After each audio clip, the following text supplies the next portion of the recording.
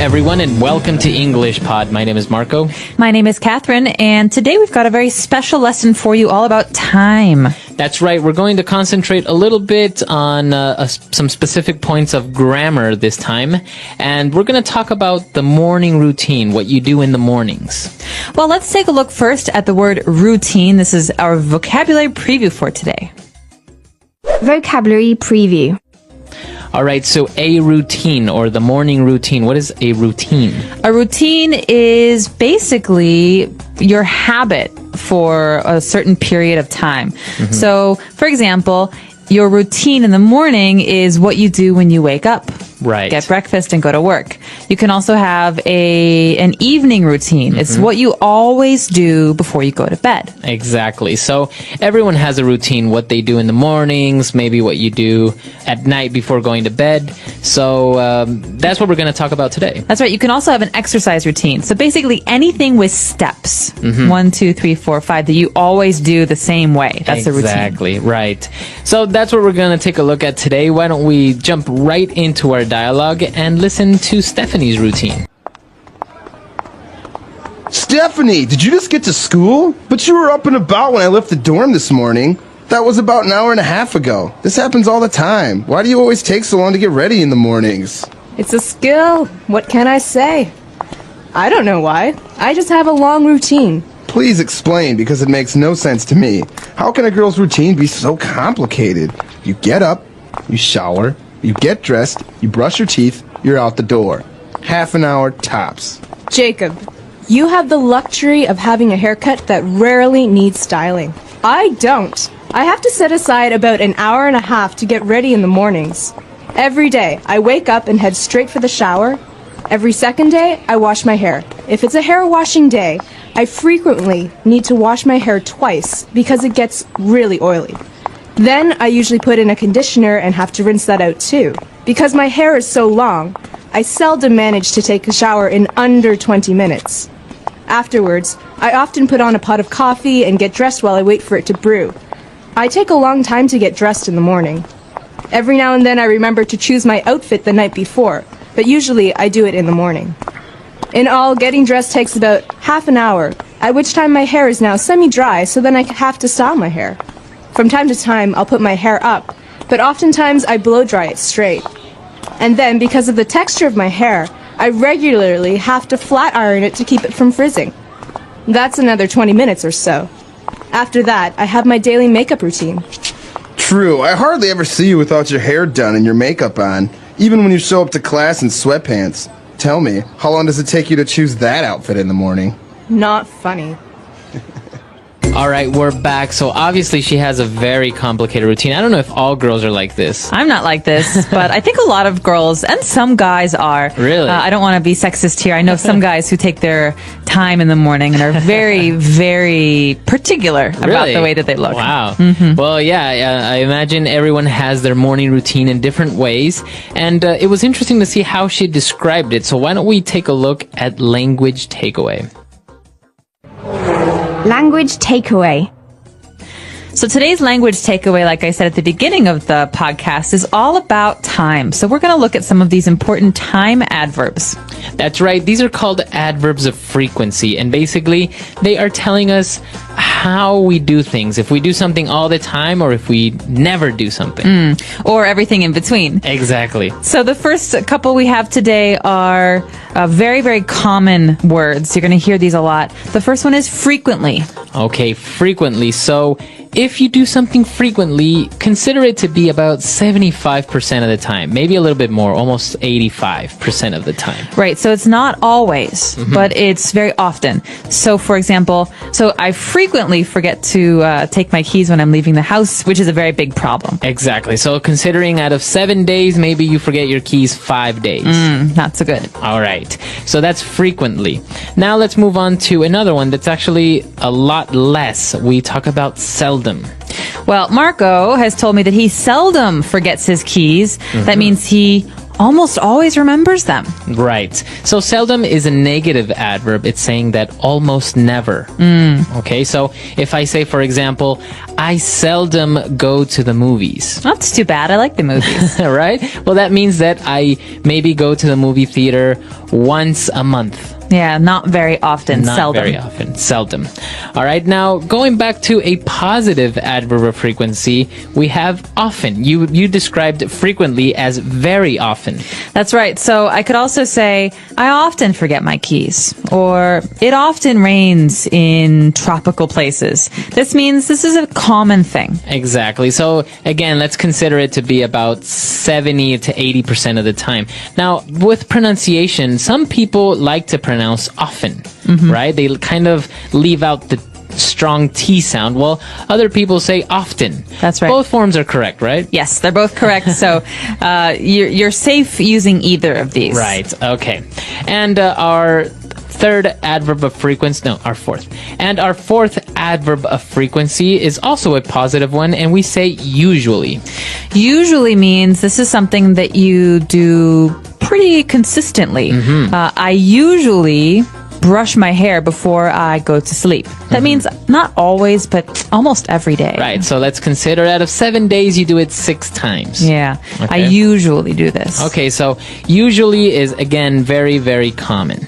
And something in between, maybe 60% of the time, 50% of the time, we say regularly. Well, I think of the word regularly as being very closely related to regular. So basically, if I have a schedule, I do the same thing every day. I do it regularly. But sometimes there's a special occasion. For example, I regularly run 5 kilometers after work when I go to the gym. But sometimes when I want to go out with my friends, I don't run. So Right. it's not always, but it is pretty regular. Exactly. So regularly means you do it very often, but there are some exceptions. Okay. Now, those are our adverbs of frequency, but we have a couple of other phrases that are very similar, so we want to take a look at those as well. Let's go back to the beginning of Stephanie's routine when she said that every day I wake up. Okay, so every day means 100% of the time, every single day. Monday to Sunday. Exactly. So obviously you wake up every day. Or I brush my teeth twice every day. So that's 100% of the time. Now, if we say every second day, what does that mean? That means Monday, yes. Tuesday, no. Wednesday, yes. Thursday, no. Or any day. So basically, she says, I wash my hair every second day. That means one day I wash my hair, but the next day I don't. The day after that, though, I wash it again.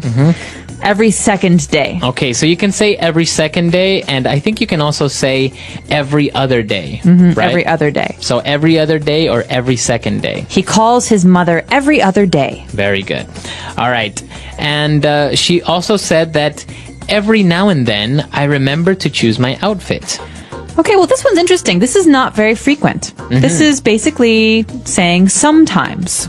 Sometimes. So now and then. Every now and then means I sometimes do it, I sometimes don't do it.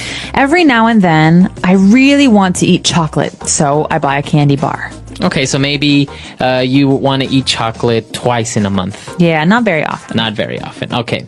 And another one that's very similar is from time to time. So Marco said that he doesn't go to the movies very frequently, so he goes from time to time. Right, so I can say I seldom go to the movies, or I can say I like to go to the movies from time to time. That's right. Or this girl is describing her appearance. She says, from time to time, I put my hair up. So that means most of the time. That means sometimes it's down. Right. Sometimes it's up. Right, so as you can see, there are many different ways of describing the frequency or how many times you do certain actions or your routine, right? So you can use this with a lot of things when you're describing. And we encourage you to try some of these new ones because a lot of English learners use the same time adverbs whenever they speak. So try and really use some of these and challenge yourself. Exactly.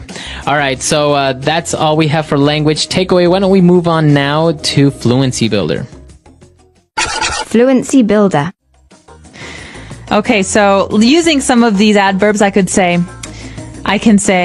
I regularly make a pot of coffee in the morning. Okay, so a pot of coffee. You regularly make a pot of coffee. That means you like to drink coffee every day. That's right. I always need my cup of coffee in the morning, so I usually make it first thing.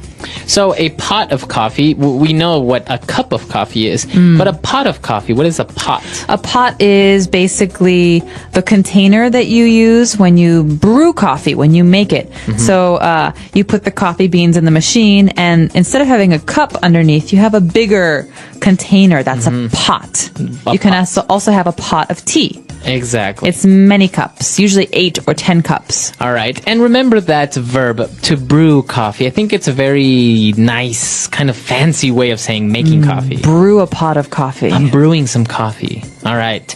So apart from coffee and all of these things, let's take a look at some of the specific phrases that she used when she was talking about her hair, because I think her hair is very complicated. It is very complicated. Sometimes she washes her hair, sometimes she doesn't wash her hair, sometimes she blow dries it straight. Okay, so to blow dry means that you use a blow dryer. That's right. This is a machine that uses electricity to blow hot air on your hair so that your hair will dry quickly. But you can blow dry your hair in many ways. Some people have curly hair and they have special tools for making their hair curly. But she says she blow dries it straight.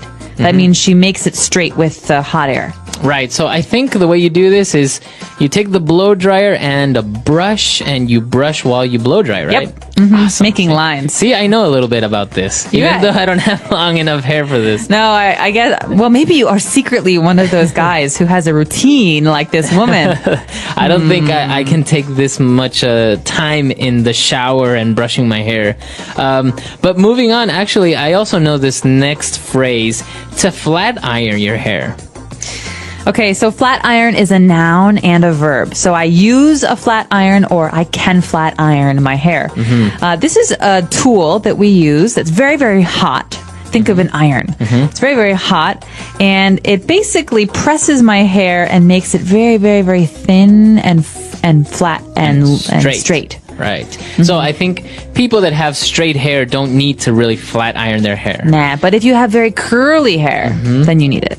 So what's the difference? Give us the insight here. Why wouldn't you just blow dry it straight? Why do you need to flat iron it? Because a flat iron makes it more flat. It makes your hair stick together more, and it's much, much, much hotter than a blow dryer. Okay. So I guess if you use a blow dryer, then you have puffy hair, or like the next word that she described, frizzy hair.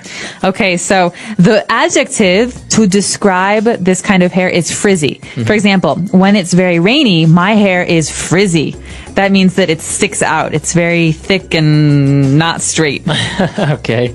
It's not curly, but it's, it's messy. It kind of inflates. That's right. It's like a little balloon. But the verb here is to frizz. So my hair is frizzing. Okay. And that means that it's getting like this, bigger or inflated. That's right. So usually girls who have this problem have it worse during very humid or rainy days. Not so bad when it's dry. Okay, so I actually have a little bit of frizzy hair. That's why I have to use some sort of hair gel or mousse. See, it's not because I'm vain. It's just because if I don't use this, I'll come in looking like a lion. And I don't think I might have to insist that happens sometime soon. We can take a picture and put it on our website, englishbot.com. For sure. All right, so why don't we go back and listen to the dialogue one last time. Stephanie, did you just get to school? But you were up and about when I left the dorm this morning. That was about an hour and a half ago. This happens all the time. Why do you always take so long to get ready in the mornings? It's a skill. What can I say? I don't know why. I just have a long routine. Please explain, because it makes no sense to me. How can a girl's routine be so complicated? You get up, you shower, you get dressed, you brush your teeth, you're out the door.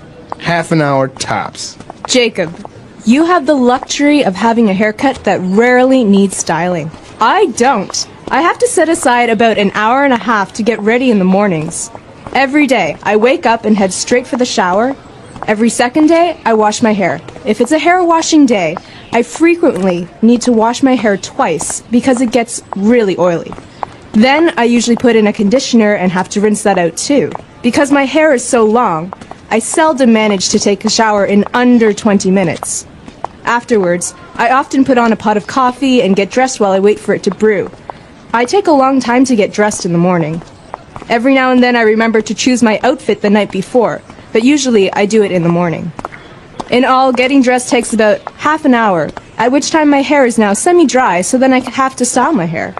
From time to time, I'll put my hair up, but oftentimes I blow dry it straight. And then, because of the texture of my hair, I regularly have to flat iron it to keep it from frizzing.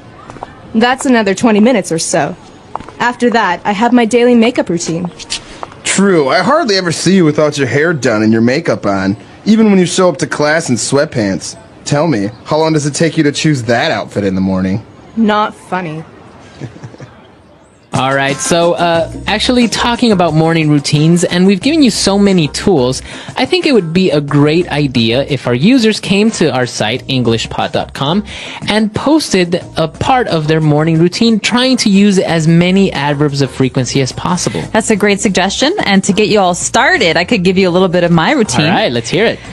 Every morning when I wake up, I turn off the alarm, which is very loud, and I take a shower. I always brush my teeth, and I usually brew a pot of coffee, although sometimes I don't have time to brew my coffee, and I wait until I arrive at my office. I seldom choose the clothes I will wear the night before. I almost always choose them in the morning, and generally I ride my bike to work, but not always. Okay, I think in the winter you seldom ride your bike to work. Every once in a while I ride Every it. now and then. All right, see? You have a perfect example there of more or less what we expect, but also it would be interesting to see if you have any other type of routine. I know some people wake up in the morning and the first thing they do, they always walk their dog, for example. That's very nice. Yeah. Other people are very hungry, so they almost always eat First. right when they wake up. I eat before I brush my teeth. Well, smart, actually. Yeah. All right, so we want to hear from you guys. Come to englishpod.com. We'll see everyone there. Bye. Bye.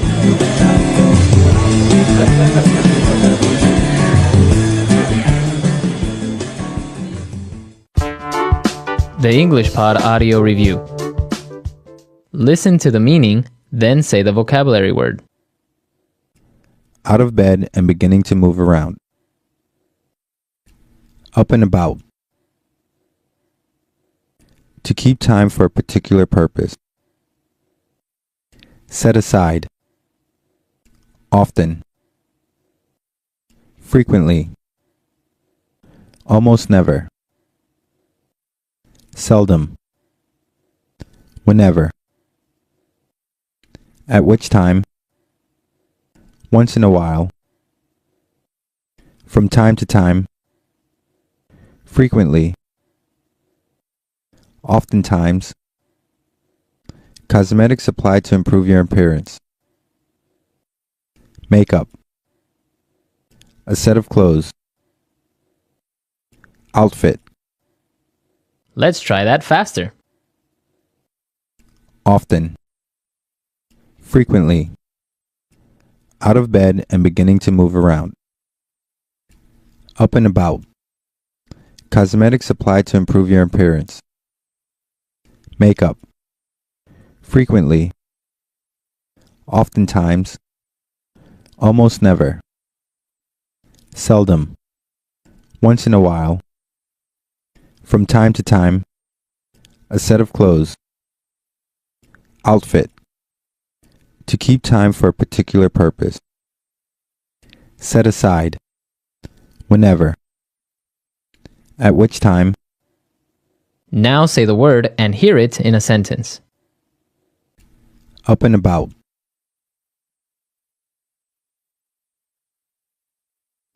Once I started taking the medication, I was up and about in no time. Up and about. He's usually up and about by 7 a.m. Up and about.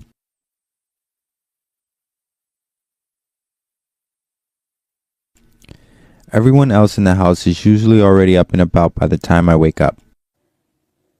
Set aside. I set aside 20 minutes every day to meditate. Set aside.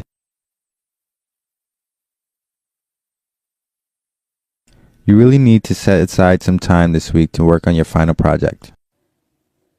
Set aside.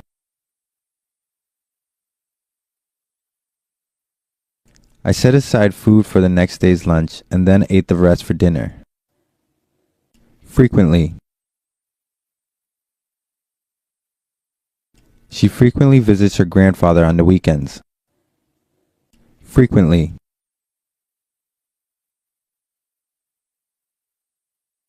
I frequently like to take drives in the countryside to get out of the city. Frequently.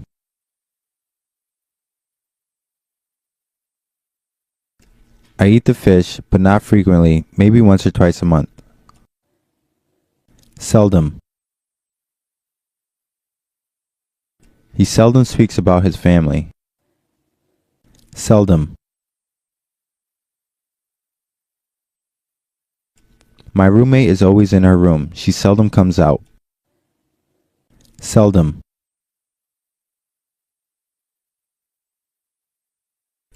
I seldom manage to see my family now that I'm living on the other side of the country. At which time,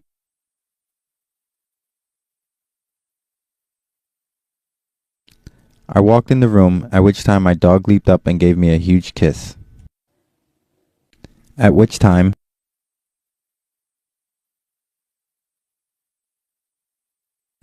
dessert was served after dinner, at which time a string quartet began to play. At which time,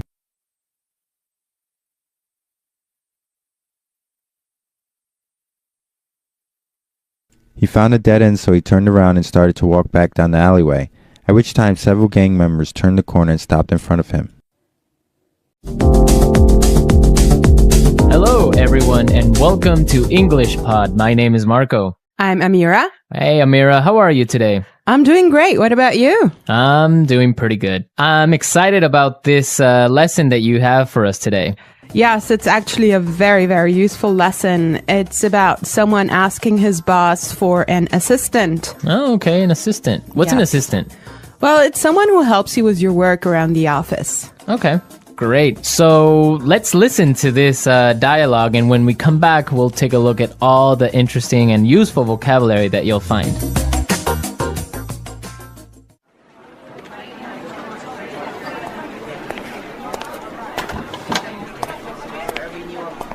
Like I told you before, we just don't have the resources to hire you an assistant.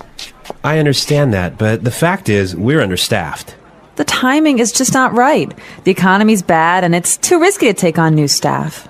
Yeah, I guess you're right. Here's an idea. What if we hire an intern? She would take some of the weight off my shoulders. She? Yeah, you know, a recent graduate. She could give me a hand with some of these projects, and we could keep our costs down. That sounds reasonable. Let me see what I can do.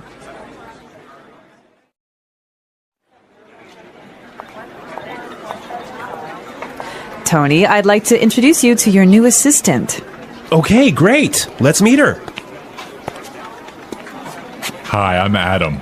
Oh, hi, I'm Tony. And we're back. Tony. He's surprised, huh? Yeah, he's, I don't know why, though, he's surprised. I think we should talk about that a little bit later.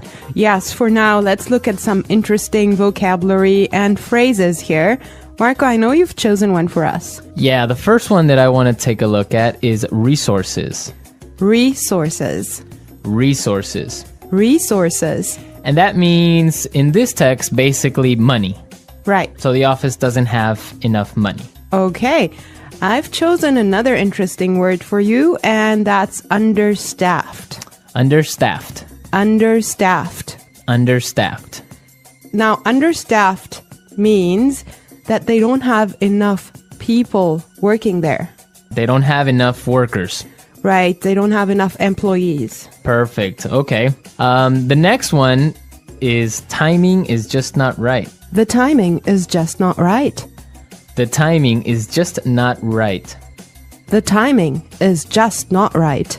Okay, let's listen to how we can use this entire phrase in a different situation so then we can understand what it means. Let's listen.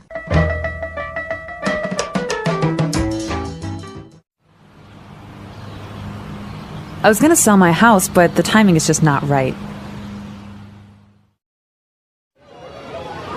Honey, I think we should have a baby. The timing is just not right.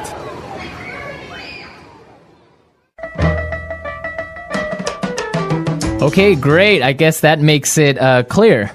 Yes, actually, it's very obvious that it means that it's just not a good time. Right. Perfect. Yeah. I have another interesting phrase for you, which is weight off my shoulders. Weight off my shoulders. Weight off my shoulders. Weight off my shoulders. So, to take weight off my shoulders is another way of saying to help me with my work or to take some of my work away from me. If you have a lot of things to do and I come and help you, that means that I took some of the weight off your shoulders. Yes. Let's look at the next phrase that we have here, and it's give me a hand. Give me a hand. Give me a hand. Give me a hand. Okay, now this is not literal. It's not that I'm gonna give you somebody's hand, right? Let's listen to some examples, and then we can come back and explain what it means.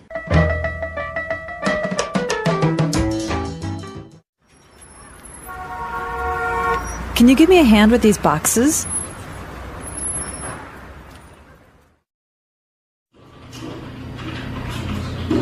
Neil, I'll need you to give me a hand with the sales reports.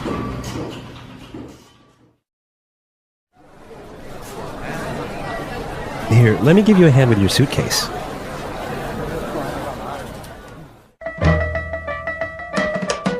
All right. Give me a hand is another way of saying help or to help out. Exactly, to help out. Right. Perfect. Now, the last phrase we're going to look at here in this dialogue is keep our costs down. Keep our costs down. Keep our costs down. Keep our costs down. So to keep our costs down means to try and not spend so much money. Exactly. Many companies, for example, now control how much printing you do. Yes. Right? To yes. keep the costs down of paper. Yeah, so in other words, they do not want to have unnecessary spending. Perfect. Okay, I think it's time for us to listen to this dialogue one more time. But I want everyone to listen and see why Tony is surprised at the end when he meets his intern, when he meets his assistant.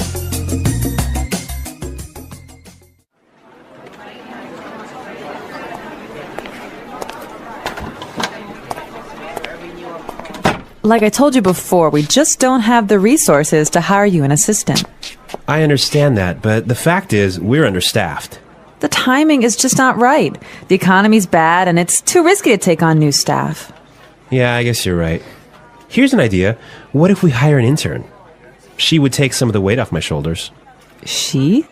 Yeah, you know, a recent graduate. She could give me a hand with some of these projects, and we could keep our costs down. That sounds reasonable. Let me see what I can do.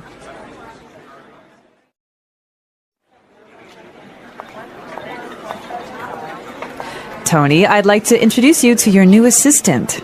Okay, great. Let's meet her. Hi, I'm Adam. Oh, hi, I'm Tony. Well, you know, Marco, I think that Tony was really surprised because he was kind of hoping to have a female intern. Yeah, I think that's exactly what he was expecting. Maybe this guy is a little bit sexist. He thought that an intern should be a girl, but instead he got Adam. Exactly, and it looks like Adam is really big and really tall because he's got that deep voice. Right. An intern, Marco, do you want to elaborate on that? Working at a company with a very low salary or sometimes no salary at all, but what you're gaining is experience and you're learning a lot of things. Everyone who has been an intern or had an intern knows that sometimes they are not treated all that well. Sometimes they just serve coffee or they have to do paperwork. Or like photocopying things. Exactly. Yeah. But some internships are really, really cool, and some are really good experiences for learning. Yes, definitely. Actually, I know a friend of mine. She used to work as an intern in one of those really big companies, and she told me that she has gained so much experience doing that. Yeah, I mean, even if you don't get paid, the experience that you get is really good. And that just opens doors for maybe getting another job. Or sometimes the interns get hired by the company to stay because they do such a good job. Yeah, I think that's mostly the case, huh? Yeah, that happened to me once. I started working as an intern, and after 3 months, I was hired by the company. So it does happen, believe me. So you did a good job. Yeah, of course. All right, folks, we're out of time today. I hope that you enjoyed our lesson. Asking for assistance. When people need help, they ask for assistance. This can happen in many situations. You might ask for help when you are lost, when you cannot carry something heavy, or when you do not understand something. It is important to know how to ask for help politely and clearly. When you need assistance, you can start by saying, "Excuse me," or "Can you help me, please?" This shows that you are polite. People are usually happy to help when you ask nicely. For example, if you cannot find a place, you can say, "Excuse me, can you tell me where the bank is?" If you need help carrying a bag, you can say, "Can you help me carry this bag, please?" When someone helps you, it is important to say thank you or I appreciate it. This shows that you are grateful. If you need help but do not know how to ask, it can feel difficult. Learning simple phrases can make it easier. For example, "I need help with this," or "Can you help me, please?" are useful sentences. Remember, asking for assistance is normal, and people often help each other in daily life. When asking for assistance, it is important to know different ways to express your needs. Sometimes, you may need help in a public place, like a store, a train station, or a hospital. In these situations, using polite language is very important. People are more likely to help you if you ask in a kind and respectful way. You can start your request by using phrases like, "Excuse me," "I'm sorry to bother you," or "Could you help me, please?" These phrases are polite and make the person you are asking feel respected. For example, if you are in a store and cannot find an item, you can say, "Excuse me, could you help me find the bread?" If you are at a train station and are unsure which train to take, you could ask, "I'm sorry to bother you, but could you tell me which train goes to the city center?" These polite phrases make your request clear and respectful. In some situations, you may need to give more information when you ask for assistance. Being clear and specific helps the other person understand your problem. For example, if your phone is not working, you could say, "Excuse me, my phone is not working. Can you help me?" If you do not know how to use a machine, you can say, "Could you please show me how to use this machine?" Giving clear details about your problem makes it easier for people to help you. If you are not sure how to explain your problem, you can start by saying, "I have a problem," or "I need some help." These simple phrases show that you need assistance and encourage others to listen. When asking for help, it is also helpful to pay attention to the situation. If someone looks busy, it is better to wait or find someone else to ask. For example, if you are in a store and a worker is helping another customer, you can wait until they finish. When they are free, you can say, "Excuse me, can I ask for your help?" This shows that you are patient and respectful of their time. If you are in a hurry and need help quickly, you can say, "I'm sorry to bother you, but it's urgent. Can you help me, please?" This helps the other person understand that you need help right away. In addition to using polite language, your tone of voice and body language are also important. When asking for help, try to speak clearly and use a calm voice. If you speak too quietly, the person may not hear you. If you speak too quickly, they may not understand you. A clear and calm voice helps others understand what you need. Your body language also sends a message. If you smile and make eye contact, you show that you are friendly and polite. If you look angry or impatient, the other person may not want to help you. Being polite with both your words and actions makes it easier for others to respond positively to your request. Sometimes people may not be able to help you, and that is okay. If someone says, "I'm sorry, I can't help you," you can thank them anyway by saying thank you for your time. It is also a good idea to try asking someone else. For example, if you ask a stranger for directions and they do not know, you can politely ask another person. Being patient and polite increases your chances of getting the help you need. If you are in a place with many workers, like a store or a hospital, it is usually easy to find someone else who can assist you. When you receive help, always remember to show gratitude. Saying thank you or I really appreciate it shows that you value the other person's kindness.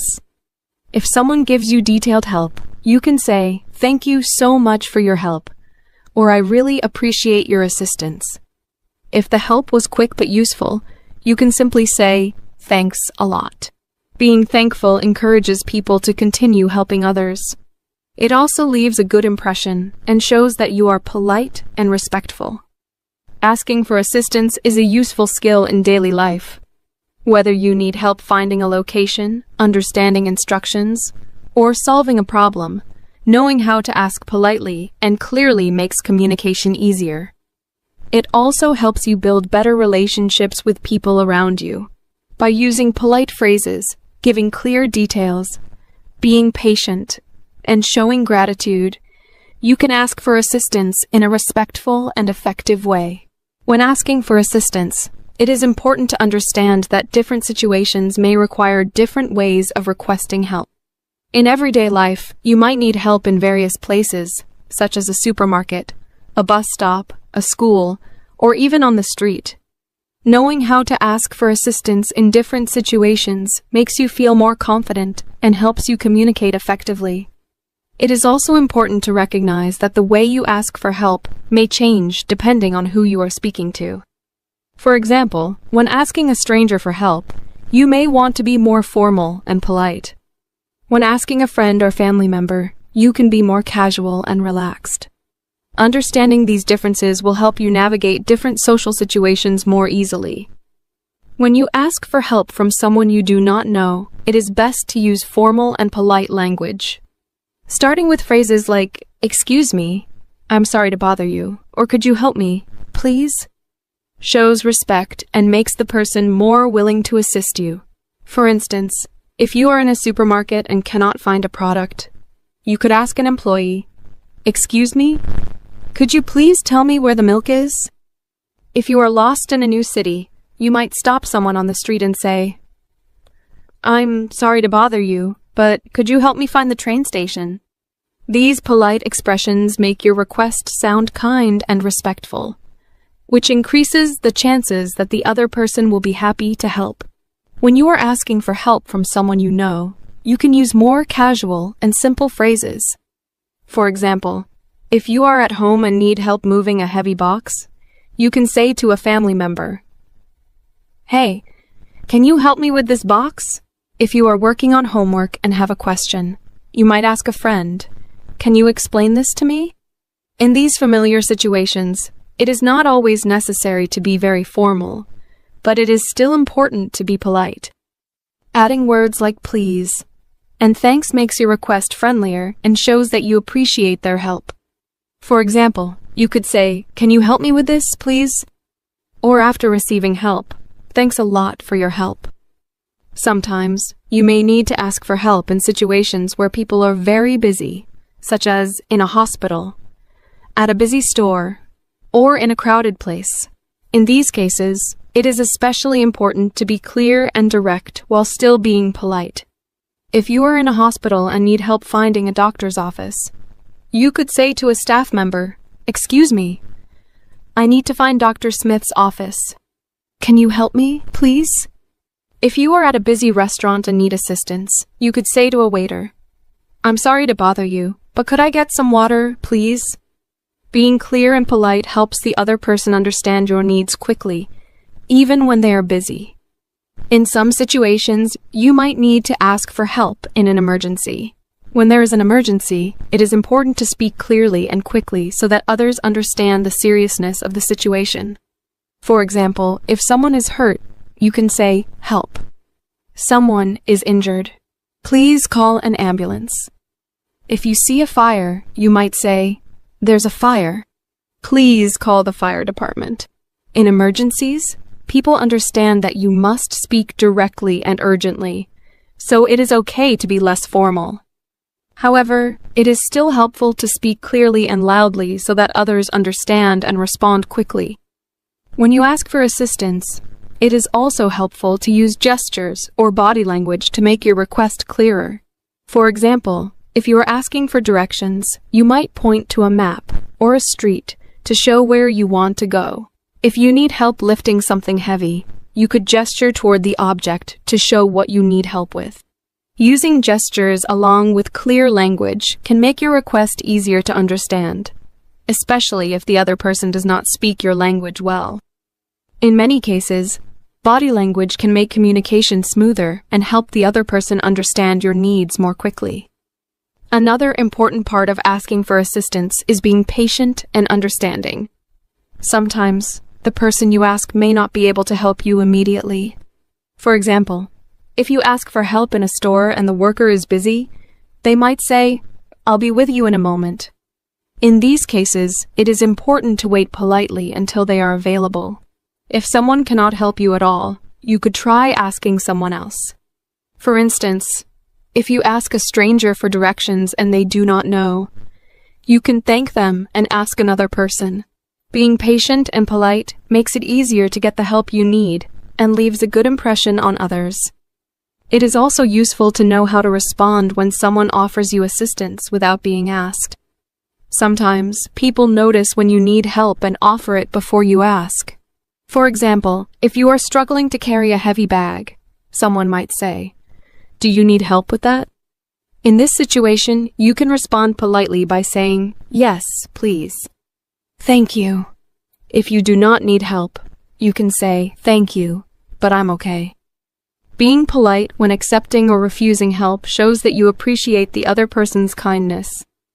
Learning how to ask for assistance in different situations is a valuable skill.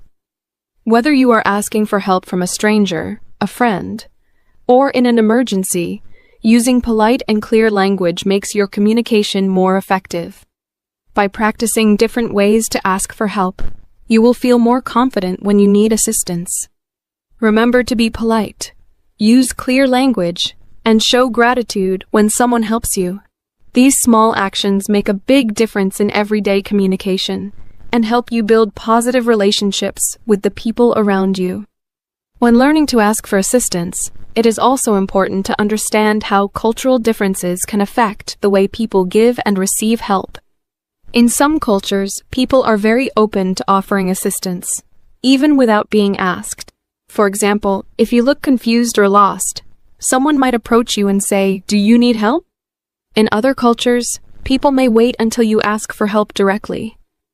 Understanding these cultural differences can help you feel more comfortable when asking for assistance in different countries or with people from different backgrounds.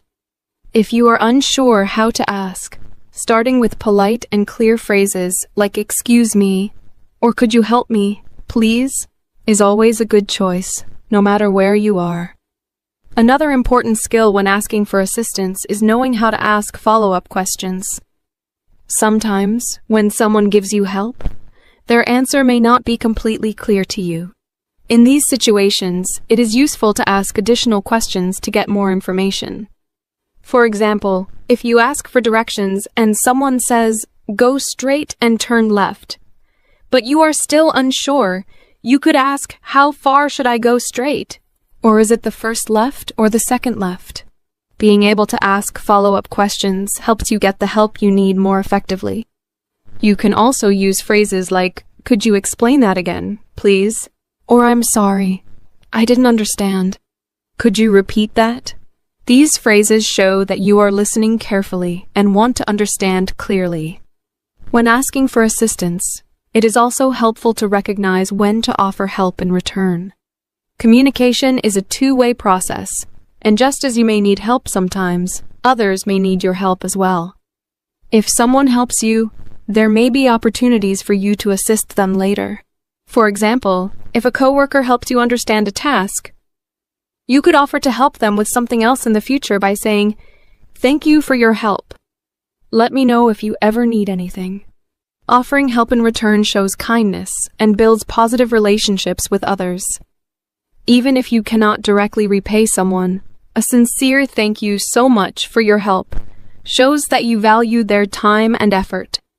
It is also useful to know how to ask for assistance when you are using services such as public transportation, customer service, or healthcare.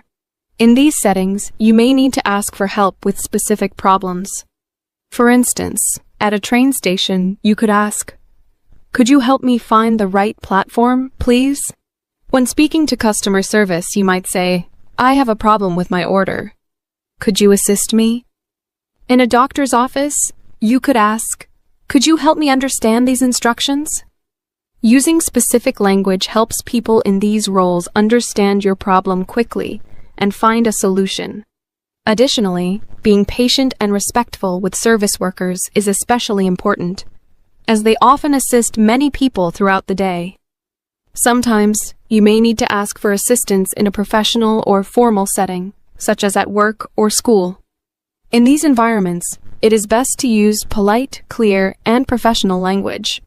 For example, if you do not understand a work assignment, you could ask your manager, "Could you clarify the instructions for this task, please?" If you are a student and need help with an assignment, you could say to your teacher, "I'm having difficulty with this question. Could you explain it to me, please?" Using formal language shows that you are serious and respectful. It is also helpful to show that you have already tried to solve the problem yourself before asking for help. For instance, you might say, "I have tried to solve this, but I'm still confused. Could you help me understand it better?" When asking for assistance, it is also important to be aware of how to respond if the person you ask cannot help you. Sometimes, the person may not know the answer or may be too busy to assist you. If this happens, it is polite to say, "Thank you anyway," or "I appreciate your time." You can then look for someone else who might be able to help. For example, if you ask a store employee where to find an item and they are unsure, you could say, "Thank you anyway. I'll try asking someone else." Being understanding and kind, even when someone cannot help, leaves a positive impression and makes it easier to ask for help again in the future. In some cases, you may need to ask for assistance using technology. For example, if you're using a website and have trouble, you might need to contact customer support. Many websites offer live chat, email, or phone support where you can ask for help. In these situations, it is important to describe your problem clearly and politely. You could say, "Hello, I'm having trouble logging into my account. Could you assist me, please?" If you are using a self-service kiosk at a store or a ticket machine and do not understand how it works, you could ask a nearby worker, "Excuse me, could you show me how to use this machine?" Being able to ask for assistance with technology is becoming more important as many services move online. Another useful skill is learning how to ask for assistance in a group setting. Sometimes, you may need help when you are in a meeting, a classroom, or a social gathering. In these situations, it is important to be respectful and wait for the right moment to ask. For example, in a classroom, you could raise your hand and say, "I have a question. Could you help me understand this part, please?" In a meeting, you might wait until there is a pause and then ask, "Could you clarify that point, please?" Being respectful of the group and asking your question clearly helps you get the help you need without interrupting others. Asking for assistance is an essential life skill that helps you navigate different situations with confidence. Whether you are asking for directions, seeking help with a problem, or requesting clarification, using polite and clear language makes communication easier. Remember to be patient, respectful, and grateful when others assist you. Practicing these skills in everyday situations will improve your ability to ask for help effectively. Over time, You will become more comfortable asking for assistance and offering help to others, making your interactions smoother and more positive. The English Pod Audio Review. Listen to the meaning, then say the vocabulary word. Money. Resources. Not enough people to do the job.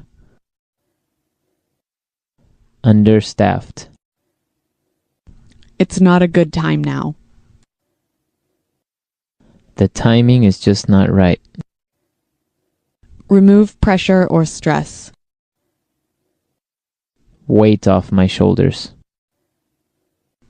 Help. Give me a hand. It's okay. That sounds reasonable. Hire. Recruit. Working too much. Overworked. Not enough people to do the job.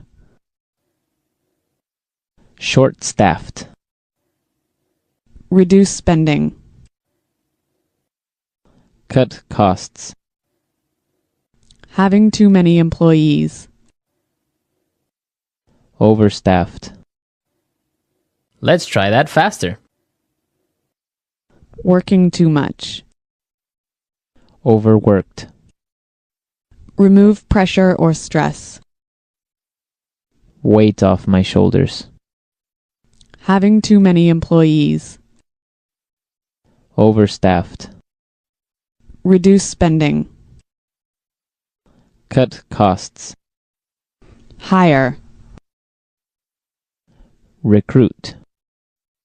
Money. Resources. It's okay. That sounds reasonable. Not enough people to do the job. Understaffed. Not enough people to do the job. Short-staffed. Help. Give me a hand. It's not a good time now. The timing is just not right. Now say the word and hear it in a sentence. Resources. We would like to use more resources to increase our sales. Resources. We don't have enough resources to start a new project. Resources.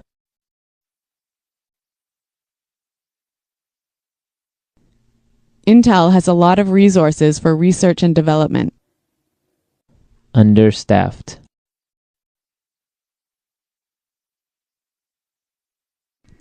Hospitals in poor regions of Africa are understaffed. Understaffed. I did overtime last week because the company is understaffed. Understaffed.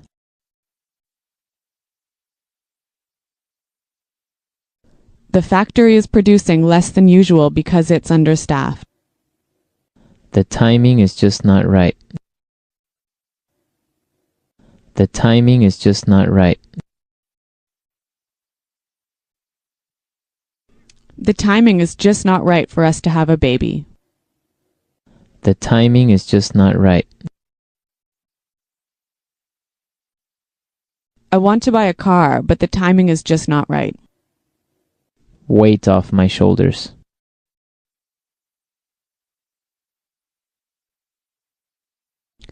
Could you help me plan the party? That would really take some of the weight off my shoulders. Weight off my shoulders.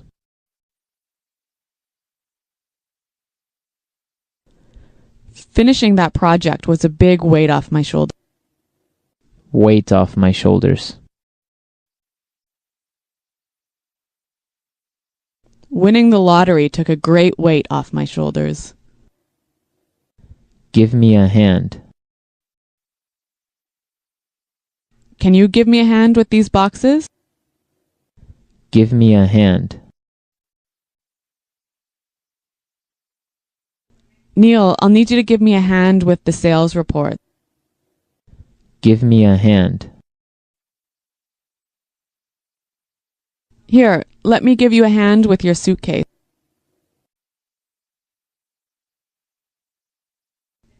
Paying $30 for new shoes sounds reasonable. Does that sound reasonable to you?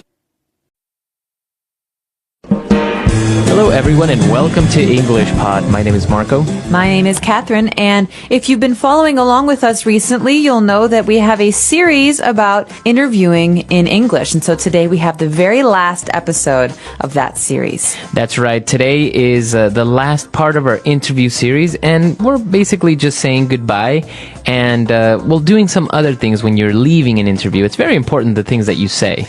That's right, because this is the last thing that you're going to do in the interview, so it's what your interviewer will remember. So let's take a listen to today's dialogue, and we'll be back in a moment. Well, Rebecca, is there anything else you need to know for now? I don't think so, Mr. Parsons. I think you have covered all the main points for me. Okay, well, listen. Here's my business card with my mobile number. If any other questions spring to mind, don't hesitate to contact me. Of course, you can also call Miss Childs, too. Great. When can I expect to hear from you? Well, we are finishing the short list interviews tomorrow, so we will certainly have a decision made by early next week.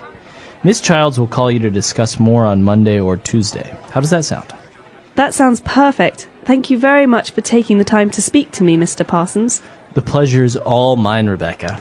I hope to hear from you very soon. Absolutely. Thanks for coming, Rebecca. Goodbye.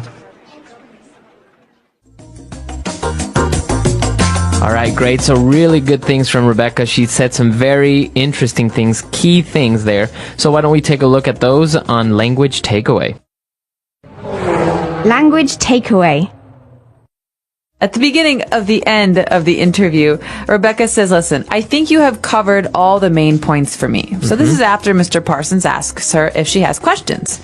And this word, covered, is very important. That's right. So if we talk about cover, to cover the main points or to cover a topic, it means to discuss it thoroughly or to have it finished. Right. So if I still have questions, we have not covered everything. But if I did ask all of the questions that I have, then we've covered everything. So the verb here is to cover. That's right. Okay, and Mr. Parsons says, well, you know what? Here's my business card with my mobile number. So this word business card, key element of any interview or any business situation. As you say, a key part of any business interaction. So a business card is a very small card, usually thick. And it has a person's name, job, phone number, and sometimes email address now on the card. So the information can change, but it's a contact card, basically, for one person. That's right. So this is very important to have around, especially in situations like this. Okay, and moving on, he also told her that if she has any other questions, to not hesitate and to contact him.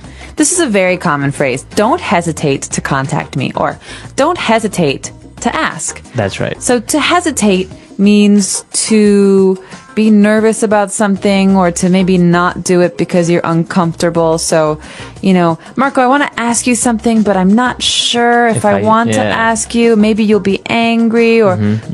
So I'm hesitating. Right. Okay? The verb here is to hesitate. You have doubts. I have doubts. And so he says, don't hesitate to contact me. That means any questions, any issues, please call me. Okay, very good. And Mr. Parsons said that they are finishing the short list of interviews tomorrow. So what does it mean, a short list? Well, a short list is something we talk about during the interview process because the interviewer, so in this case, Mr. Parsons, will have a long list of people who want the job. And maybe after the first interview, he will cut the list down to a very small number of people, 10 or 15. And that is called the short list. So those are the people who did well on the first interview, but who maybe should come back for a second or third interview. That's right. Okay. Very good. So a lot of great things there. Why don't we take a break? Let's go back and listen to the dialogue. Let's see what Mr. Parsons and Rebecca said. And we'll be back with some really good phrases that you can close off an interview with.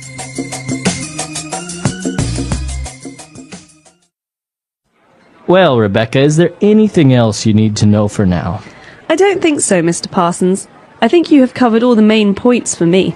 Okay, well, listen. Here's my business card with my mobile number. If any other questions spring to mind, don't hesitate to contact me. Of course, you can also call Miss Childs, too. Great.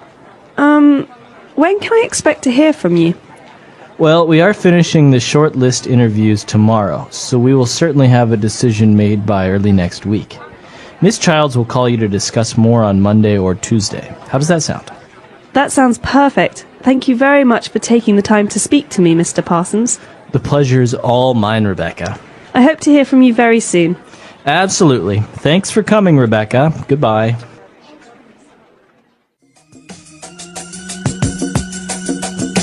All right, we're back. So now let's take a look at those phrases we mentioned on Fluency Builder. Fluency Builder. So let's go back to the beginning where Mr. Parsons is talking about questions that Rebecca might have. And so Mr. Parsons says, if any other questions spring to mind, don't hesitate to contact me. So this phrase, spring to mind, is very interesting. What does this mean? Well, basically, if something springs to your mind or springs to mind, it means that it comes very suddenly and quickly into your mind. It just pops into your head. Wow, so to spring, or springs in this case, is like jumping. Mm-hmm. So something hits your mind very quickly. It comes into your mind very quickly. So, I don't really have any ideas, Marco, for that party next week, but, if anything springs to mind, you should let me know. Okay. So if you have any sudden ideas or anything you suddenly remember, that's what it means to spring to mind. Mm-hmm. Okay, so taking a look at these expressions that Rebecca used when she's leaving. For example, you know that you finished the interview, and a typical question that you want to make is, when can I expect to hear from you? This is a great question at the end of an interview because it's basically a way of saying, listen, I'm interested in this job. Mm-hmm. When will you call me about it? Mm-hmm. And so the phrase, when can I expect to hear from you, means, when will you tell me your decision? That's right. But it's a lot more polite and formal and better than saying, when are you going to call me? Yeah, you would never say that in an... Well, you wouldn't want to say that in an interview because it makes you sound desperate, like you really need the job. Mm-hmm. In this case, when can I expect to hear from you? It's like, oh, well, I hope that you'll get in touch with me. That's right. Okay. And well, he explained that they're shortlisting everything and that they will be in touch with her very soon. And she said, wow, that sounds perfect. Thank you very much for taking the time to speak to me. Okay, so this phrase, thank you very much for taking the time to speak to me, is very long. Mm-hmm. But you know what thank you very much means. The key here is for taking the time to do something. Now, what does this mean? What's another way we can use this? It's basically saying thank you so much for giving me an opportunity to talk to you. I know you're very busy and I know you don't have a lot of time. So thank you very much for taking the time to speak to me. Right, so you could even use this with a teacher at school. You have a question, your teacher is busy, but your teacher makes some time to meet with you. You say, hey, listen, professor, or listen, teacher. Thank you so much for taking the time to speak to me. Mm-hmm. You're just demonstrating that you appreciate the effort and the time. And you're being very polite. That's right. Okay. And now the last phrase. When Rebecca is leaving the room, they're shaking hands maybe, and Rebecca says, I hope to hear from you very soon. You can say, I hope to hear from you soon. But in this case, she's saying, listen, I really want this job. She doesn't want to say, call me tomorrow. She says, I hope to hear from you soon. I hope that this works out, that I get the job. Right. So she's basically demonstrating a lot of interest, saying, well, I really like the job and I really would like for you to call me and give me good news. So I hope to hear from you soon. Exactly. So let's listen to today's dialogue one more time, and we'll be back in a moment to talk a little bit more about how to end an interview.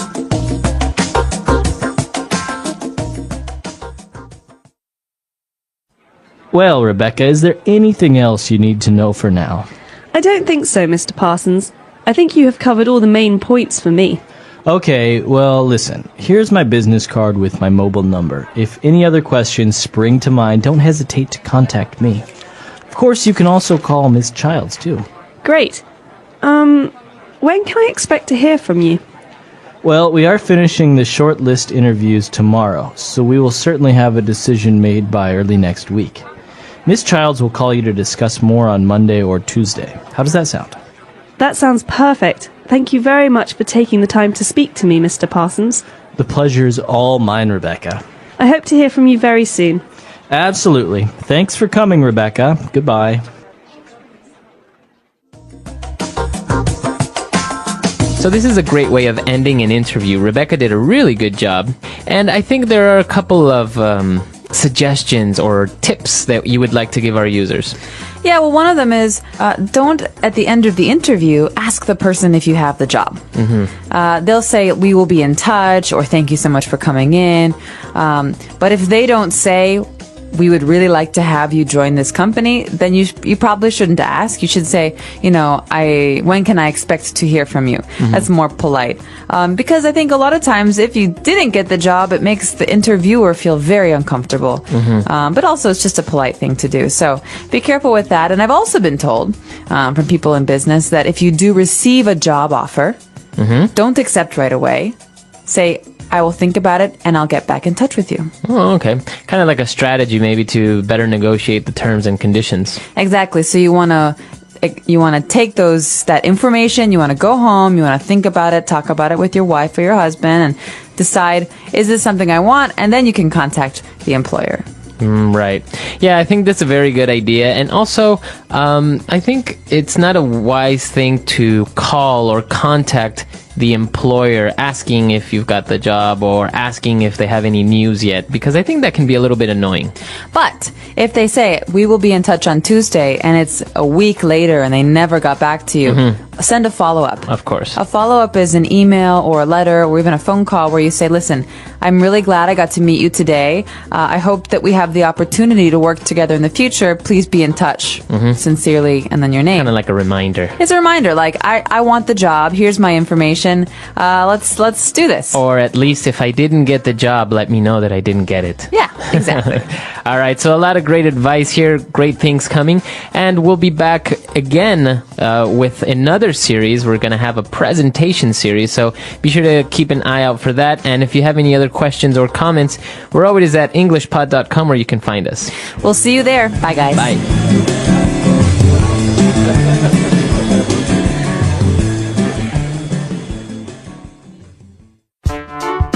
The English Pod Audio Review. Listen to the meaning, then say the vocabulary word. Be remembered. Comes to mind. Spring to mind. To stop before you do something. Hesitate. Think something will probably happen. Expect. List of people or items most likely to be chosen. Short list. Does that seem good to you? How does that sound? Let's try that faster. Think something will probably happen. Expect. Be remembered. Comes to mind. Spring to mind. To stop before you do something. Hesitate. Does that seem good to you? How does that sound? List of people or items most likely to be chosen. Short list. Now say the word and hear it in a sentence. Spring to mind.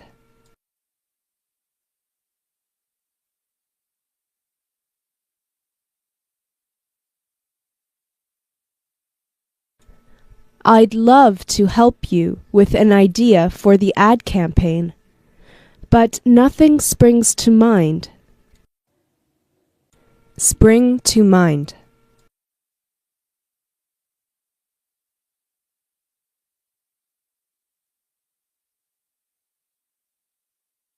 Now, this is a brainstorming session, so just call out whatever springs to mind. Spring to mind.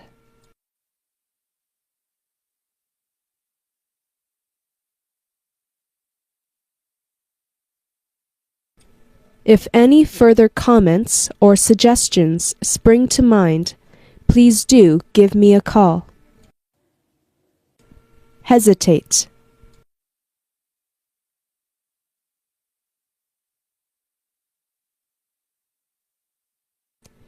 If you have any questions at all, don't hesitate to ask.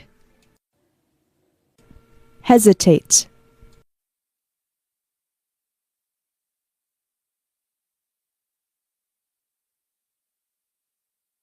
Please don't hesitate to get in touch with me if I can be of any assistance. Hesitate.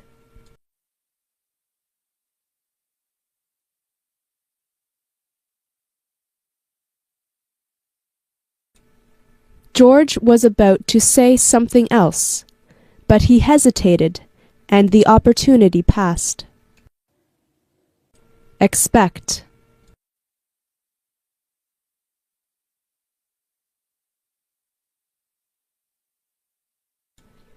It was lovely to meet you, Sarah. When can we expect to see you again? Expect.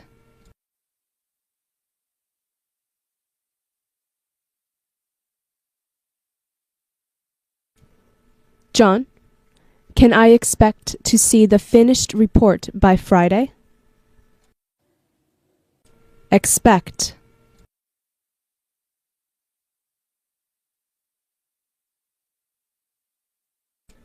When can we expect to hear your decision, Miss Walsh? Shortlist.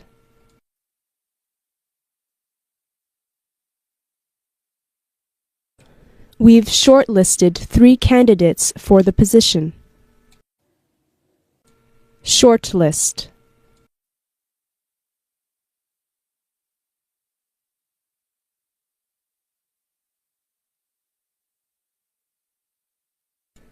Well, I made the shortlist, but I still have to add 2 more interviews if I want the job. Shortlist.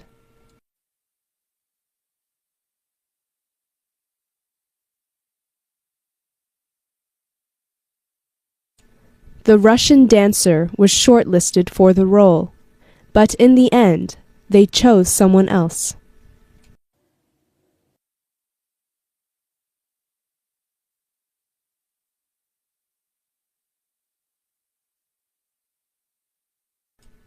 Johnny, if you're very good this morning, I'll take you out for ice cream. How does that sound?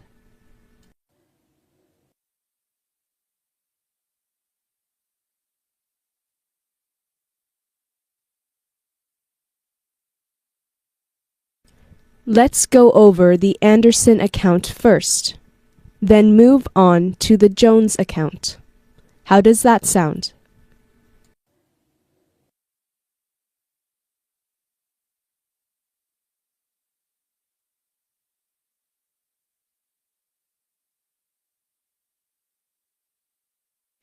I suggest we start our trip in Beijing, then travel to Tianjin, and from there to Qingdao. How does that sound to you?